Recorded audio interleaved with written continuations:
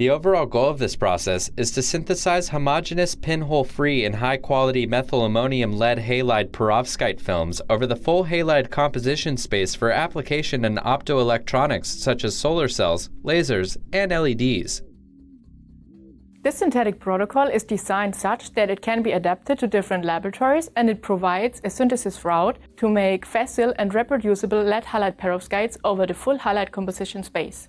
The main advantage of this technique is the use of low processing temperature and standard equipment available in most laboratories, such as fume hoods and Schlenk lines.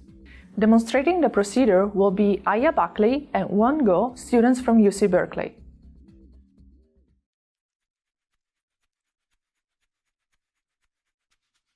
To begin this procedure, add 100 milliliters of ethanol to a 250 milliliter round bottom flask equipped with a stir bar.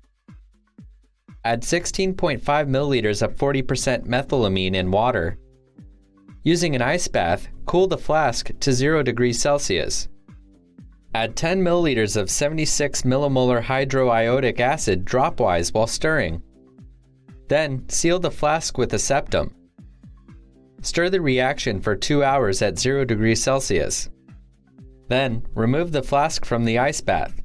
Using a rotary evaporator equipped with a water bath, evaporate the solvent and unreacted volatile components at 50 torr in 60 degrees Celsius for 4 hours or until the volatiles are removed.